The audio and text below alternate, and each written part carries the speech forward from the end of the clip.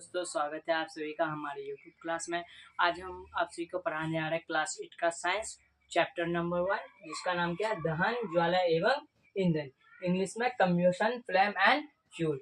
उस चैप्टर के बारे में आज हम आप सभी को समझाएंगे। दहन, ज्वाला और ईंधन के बारे में समझाएंगे। दहन क्या होता है, ज्वाला क्या होता है और ईंधन क्या होता है। ये क्लास 8 का है और चैप्टर नंबर 1 है। तो चलिए देखते हैं आगे। तो पहला नंबर हमारे पास क्या है, दहन। पहला क्या है हमारे पास, दहन यानी कंब्यूशन। तो दहन का मतलब क्या होता है, जलना। तो किसी पदार्थ को ऑक्सीजन से अभिक्रिया करके ऊष्मा उत्पन्न करना दहन कहलाता है। यह एक रासायनिक अभिक्रिया है। मतलब किसी भी पदार्थ को ऑक्सीजन के साथ अभिक्रिया करके ऊष्मा उत्पन्न करने को ही क्या कहलाता है, दहन कहलाता है। ये क्या है, यह एक रासायनिक अभिक्रिया है। ये क्या है, एक रासायनिक अभिक्रिया है। जो दहन है वो किसके साथ अभिक्रिया करती है, ऑक्सीजन के साथ अभिक्रिया करती है। तब क्या उत्पन्न होता है, ऊष्मा उत्पन्न होता है। ऊष्मा उत्पन्न होने से क्या होता है, वो पदार्थ जलने लगता है, जिसे क्या कहते हैं, हम दहन कहते हैं। उसे ही क्या, वो क्या कहलाता है, दहन कहलाता है। यानी किसी पदार्थ को ऑक्सीजन से अभिक्रिया करके ऊष्मा उत्पन्न करना दहन कहलाता है। ये एक रासायनिक अभिक्रिया है। पहला पॉइंट हमारा हो गया। अब दूसरा पॉइंट क्या है, किसी पदार्थ का दहन होता है वह दाह्य, यानी जिस पदार्थ का दहन होता है वह दाह्य यानी कंब्यूस्टिबल या ईंधन कहलाता है। मतलब जिस पदार्थ का दहन होता है, मतलब जो पदार्थ जल जाता है उसे दाह्य पदार्थ कहते हैं या ईंधन कहते हैं, और जो पदार्थ नहीं जलता है उसे अदाह्य कहते हैं।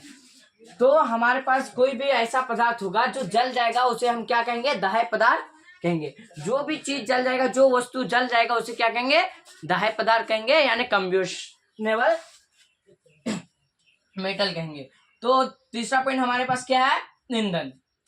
ईंधन ठोस, द्रव या गैस किसी भी रूप में हो सकता है। जो ईंधन होता है वो क्या, किसी भी रूप में हो सकता है, चाहे वो ठोस में भी हो सकता है, द्रव में भी हो सकता है, और क्या बोलता है कि गैस में भी हो सकता है। ईंधन जो है वो तीनों रूप में पाया जाता है, ठोस, द्रव और गैस। तो ईंधन हमारे पास कितने रूप में दिया हुआ है, ईंधन 3 रूपों में पाया जाता है। नंबर 1 ठोस, नंबर 2 द्रव, नंबर 3 गैस। यानी कि ईंधन का 3 रूप होता है। ईंधन का कितने रूप होता है, ईंधन का 3 रूप होता है, एक ठोस, दूसरा द्रव और तीसरा गैस। यानी कि ये किसी भी रूप में आपको मिल सकता है। जैसे घरों में जो गैस का उपयोग करते हैं, गैस सिलेंडर का, उसमें कौन सा गैस रहता है हमारे पास, उसमें रहता है एलपीजी गैस। क्या रहता है, LPG gas, liquid petroleum gas. इसका फुल फॉर्म क्या होता है, लिक्विड पेट्रोलियम गैस, जिसका हम अपने खाना बनाने में उपयोग करते हैं घरों में।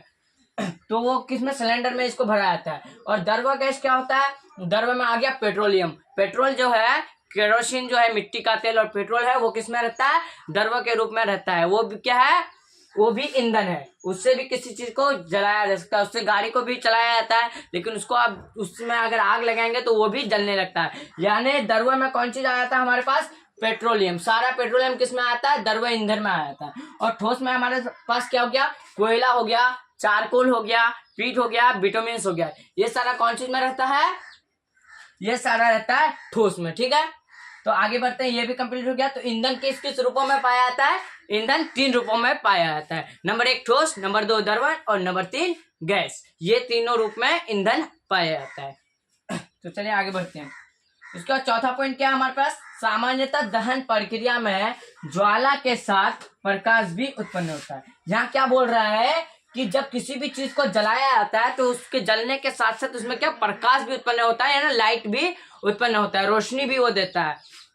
ये हमसे कह रहा है सामान्यतः, मतलब कोई भी चीज अगर जलता है, सामान्य जलता है, तो दहन प्रक्रिया में, मतलब जलते समय प्रक्रिया में ज्वाला के साथ प्रकाश भी उत्पन्न होता है। मतलब कोई भी चीज जब जलता है तो उसके साथ क्या उत्पन्न होता है, अक्सर उसके साथ प्रकाश उत्पन्न होता है, ना लाइट उत्पन्न होता है। तो चलिए आप आगे बढ़ते हैं। पहला हमारे पास दहन का 4 पॉइंट कंप्लीट हो गया। दहन के बारे में आप लोग मेरे ख्याल से समझ गए होंगे। चलिए आगे बढ़ते हैं।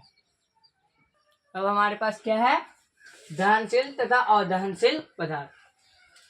क्या, दहनशील तथा अदहनशील पदार्थ यानी कंब्यूस्टिबल एंड नॉन कंब्यूस्टिबल पदार्थ। यानी दहनशील पदार्थ वह पदार्थ जो जल जाता है, तो उसे क्या कहते हैं, दहनशील पदार्थ। तथा अदहनशील पदार्थ जो पदार्थ नहीं जलते हैं, उसके बारे में आप समझेंगे। अब किसके बारे में समझेंगे, दहनशील पदार्थ तथा अदहनशील पदार्थ। तो नंबर 1 हमारे पास क्या, दहनशील पदार्थ यानी कम्बस्टिबल मेटल वे पदार्थ जो वायु यानी ऑक्सीजन की उपस्थिति में जलते हैं दहनशील पदार्थ कहलाते हैं। उदाहरण पेट्रोल, एलपीजी गैस, केरोसिन आदि। मतलब हमारे पास यहाँ क्या बोल रहा है, वे पदार्थ जो ऑक्सीजन की उपस्थिति में जल जाते हैं यानी दाह्य हो जाते हैं उसे क्या कहते हैं, दहनशील पदार्थ कहते हैं यानी कॉम्बस्टिबल मेटल कहते हैं। जैसे क्या जल जाता है ऑक्सीजन की उपस्थिति में, पेट्रोल ऑक्सीजन की उपस्थिति में क्या जल जाता है, एलपीजी गैस भी जल जाता है, केरोसिन तेल भी जल जाता है आदि। ऐसे बहुत से पदार्थ हैं जो ऑक्सीजन की उपस्थिति में क्या हो जाता है, जल जाता है। उसके बाद दूसरा क्या हमारे पास, दूसरा पॉइंट है अदहनशील पदार्थ। एक क्या होता है, दो पदार्थ होते हैं, एक दहनशील पदार्थ होते हैं, एक अदहनशील पदार्थ होते हैं। हमारे आसपास के सभी पदार्थ ही हैं, तो उनमें से कोई पदार्थ जलता है लेकिन कोई नहीं जलता है। जो जल जाता है उसे हम क्या कहते हैं, दहनशील पदार्थ कहते हैं, और जो नहीं जलता है उसे क्या कहते हैं, अदहनशील पदार्थ कहते हैं। तो दूसरा पॉइंट है हमारे पास अदहनशील पदार्थ यानी नॉन कम्बस्टिबल मेटल। वे पदार्थ जो वायु यानी ऑक्सीजन की उपस्थिति में नहीं जलते अदहनशील पदार्थ कहलाते हैं। उदाहरण जल, कांच, मिट्टी आदि। मतलब वे पदार्थ जो ऑक्सीजन की उपस्थिति में नहीं जलते हैं उसे क्या कहते हैं, अदहनशील पदार्थ कहते हैं। जैसे हमारे पास क्या उदाहरण में जल जो है वो क्या ऑक्सीजन की उपस्थिति में नहीं जलता है, कांच जो है कांच भी नहीं जलता है, मिट्टी भी नहीं जलता है। तो ये सारा क्या है, जो भी चीज नहीं जलता है उसे क्या कहते हैं हम, अदहनशील पदार्थ, और जो चीज जल जाता है उसे क्या कहते हैं, दहनशील पदार्थ। ये दो पदार्थ होते हैं, एक दहनशील दूसरा अदहनशील। हमारे पास तो बहुत पदार्थ हैं, उनमें से जो जल जाता है उसे क्या कहते हैं, दहनशील पदार्थ, और जो नहीं जलता है उसे अदहनशील पदार्थ। चलिए आगे बढ़ते हैं, आगे बढ़कर देखते हैं। अब देखते हैं हमारे पास क्या है, उसके बारे में अब हम समझेंगे। तो हमारे पास अभी क्या है, दहन के लिए आवश्यक परिस्थितियां यानी कि शर्तें। मतलब दहन के लिए आवश्यक परिस्थितियां यानी दहन कैसे उत्पन्न किया जा सकता है, दहन को उत्पन्न करने के लिए क्या क्या चाहिए, किस चीज का मौजूदगी होना चाहिए, यानी नेसेसरी कंडीशन फॉर कम्ब्यूशन, यानी नेसेसरी कंडीशन फॉर कम्ब्यूशन यानी दहन के लिए आवश्यक परिस्थितियां यानी शर्तें। तो दहन के लिए मुख्यतः 3 परिस्थितियां आवश्यक है। तो दहन के लिए कितनी परिस्थितियां आवश्यक है, दहन के लिए मुख्यतः 3 परिस्थितियां आवश्यक है जो यहाँ निम्नलिखित दिया हुआ है। तो नंबर 1 में हमारे पास क्या है, दहनशील पदार्थ की उपस्थिति। कौन सी पदार्थ की उपस्थिति, दहनशील पदार्थ की उपस्थिति, यानी जो जिसमें आग पकड़ जाता है, जिस आग में जलने लगता है उसकी जरूरत होता है हमें। दहनशील पदार्थ की उपस्थिति, हमारे पास कौन सा पदार्थ रहना चाहिए, दहनशील पदार्थ रहना चाहिए पहला। दूसरा, दहन में ऑक्सीजन की उपस्थिति। अब जहां पर आग जलाएंगे वहां क्या होना चाहिए, ऑक्सीजन होना चाहिए। जहां आप किसी चीज को जला रहे हैं वहां क्या होना चाहिए, ऑक्सीजन होना चाहिए। नंबर 2। नंबर 3 क्या है, दहनशील पदार्थ को उसके ज्वलन ताप तक गर्म करना।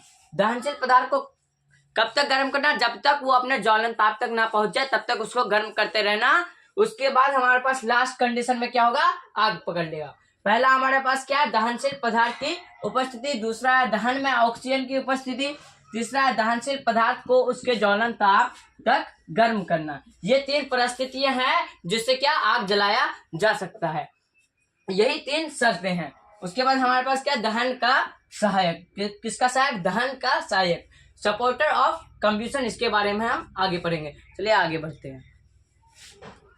चलिए दहन का सहायक के बारे में समझते हैं, दहन का सहायक क्या होता है। तो हमारे पास क्या है, वह पदार्थ जो जलाने में सहायक होता है दहन का सहायक कहलाता है। उदाहरण वायु यानी ऑक्सीजन।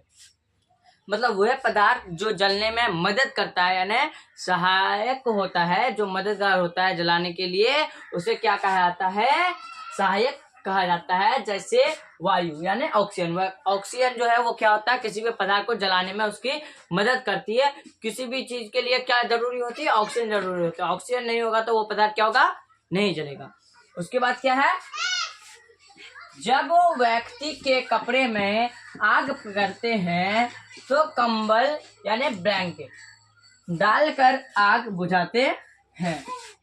क्योंकि वायु की आपूर्ति बंद होने के कारण आग बुझ जाती है। मतलब जब भी किसी व्यक्ति के कपड़े में आग पकड़ लेता है तो उसको कैसे बुझाया जाता है? व्यक्ति को कंबल में लपेट करके उस आग को बुझाया जाता है। क्यों आग बुझ जाता है? क्योंकि उसमें क्या होता है, ऑक्सीजन की आपूर्ति बंद हो जाता है, यानी आग को क्या ऑक्सीजन नहीं मिल पाता है, इसीलिए क्या हो जाता है, आग बुझ जाता है।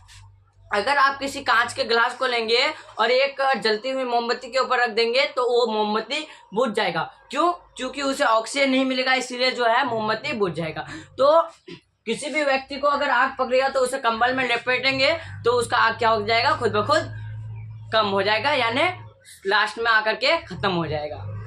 तो पहला पॉइंट हमारे पास क्या था? वह पदार्थ जो जलाने में सहायक होता है दहन का सहायक कहलाता है। उदाहरण में ऑक्सीजन। ऑक्सीजन क्या है? दहन का सहायक है। ऑक्सीजन क्या है? दहन का सहायक है। उसके बाद दूसरा पॉइंट क्या है? जब व्यक्ति के कपड़े में आग पकड़ते हैं तो कंबल यानी ब्लैंकेट, कंबल को क्या बोला जाता है इंग्लिश में? ब्लैंकेट, डालकर आग बुझाते हैं। क्या डालकर आग बुझाते हैं? कंबल डालकर आग बुझाते हैं। कंबल डालने से ऑक्सीजन नहीं मिल पाता और आग बुझ जाता है। उसके बाद हमारे पास क्या है? ज्वलन ताप, इग्निशन टेम्परेचर। क्या? ज्वलन ताप यानी इग्निशन टेम्परेचर, इसके बारे में हम पढ़ेंगे। चलिए आगे बढ़ते हैं। चलिए देखते हैं ज्वलन ताप के बारे में, इग्निशन के बारे में, इग्निशन कम्बशन के बारे में देखते हैं वो क्या है। तो वह न्यूनतम ताप जिस पर कोई पदार्थ जलने लगता है ज्वलन ताप कहलाता है। मतलब वह न्यूनतम ताप, वह कम से कम ताप जिस पर कोई भी पदार्थ जलने लगता है उसे क्या कहते हैं? ज्वलन ताप कहते हैं, यानी इग्निशन कम्बशन कहते हैं। उसे क्या कहते हैं? इग्निशन टेम्परेचर कहते हैं। ठीक है, वह न्यूनतम ताप जिस पर कोई पदार्थ जलने लगता है ज्वलन ताप कहलाता है। पहला पॉइंट हमारा कंप्लीट हो गया। दूसरा पॉइंट क्या है? यदि दिया गया ताप यानी उष्मा, ताप को क्या बोला जाता है? उष्मा बोला जाता है। इसके ज्वलन ताप से कम हो तब दहनशील पदार्थ नहीं जलेगा। तब क्या होगा? दहनशील पदार्थ नहीं जलेगा। किससे कम हो? ज्वलन ताप से कम हो। जब कोई भी पदार्थ ज्वलन ताप से कम हो तब वो पदार्थ क्या होगा? नहीं जलेगा। उदाहरण के लिए दिया हुआ है, एक कागज का टुकड़ा कमरे के ताप पर आग नहीं पकड़ता क्योंकि इसका ज्वलन ताप कमरे के ज्वलन ताप से अधिक है।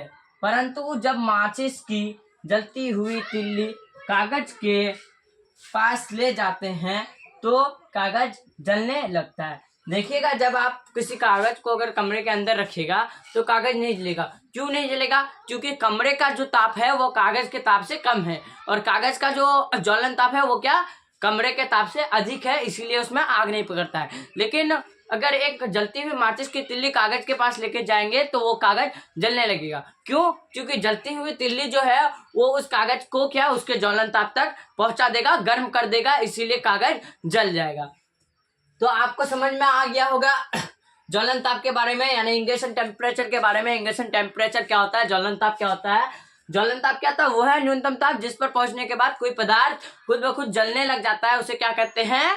ज्वलन ताप कहते हैं। किसी भी चीज को अगर जलाने के लिए उसके ज्वलन ताप तक अगर नहीं पहुंचा पाएंगे तो वो चीज नहीं जलेगा। तो आप लोगों को मेरे ख्याल से सारा समझ में आ गया होगा। चलिए अब अगले वीडियो में मिलते हैं। अगर आप लोग अभी तक हमारे चैनल को सब्सक्राइब नहीं किए हैं तो कृपया चैनल को सब्सक्राइब कर दें और वीडियो को लाइक करें, तो और दूसरों को भी भेजें ताकि वो भी पढ़ सके और उसको कहें कि हमारे चैनल को सब्सक्राइब करें। ठीक है, हम अभी आपको दहन के बारे में समझा दिए। चैप्टर का नाम जो है दहन, ज्वाला एवं ईंधन। तो हम अभी आपको दहन के बारे में समझा दिए ना, कम्बशन के बारे में समझा दिए। आगे हम दूसरे वीडियो में ज्वाला एवं ईंधन के बारे में समझाएंगे, फ्लेम एंड फ्यूल के बारे में समझेंगे। हम अभी आपको इस चैप्टर में क्या क्या समझाए, इस वीडियो में क्या क्या समझाए, कम्बशन के बारे में सारा चीज समझा दिए। जितना चीज होता है, कितने पदार्थ होते हैं, पदार्थ दो तरह के होते हैं, दहनशील पदार्थ और दहनशील पदार्थ। उसके बाद ज्वलन ताप क्या होता है, उसके बाद किसी भी चीज को जलने के लिए कौन कौन चीज की जरूरत होती है, कौन चीज की उपस्थिति होती है तब वो जलता है, उसके बारे में हम समझा दिए आप सभी को। ठीक है, तो अगले वीडियो में हम आप सभी को क्या समझाएंगे? ज्वाला एवं ईंधन के बारे में समझाएंगे, यानी फ्लेम एंड फ्यूल के बारे में समझाएंगे। तो अभी आप लोग का यहाँ तक कंप्लीट हो गया है। चलिए अब हम लोग मिलते हैं अगले वीडियो में।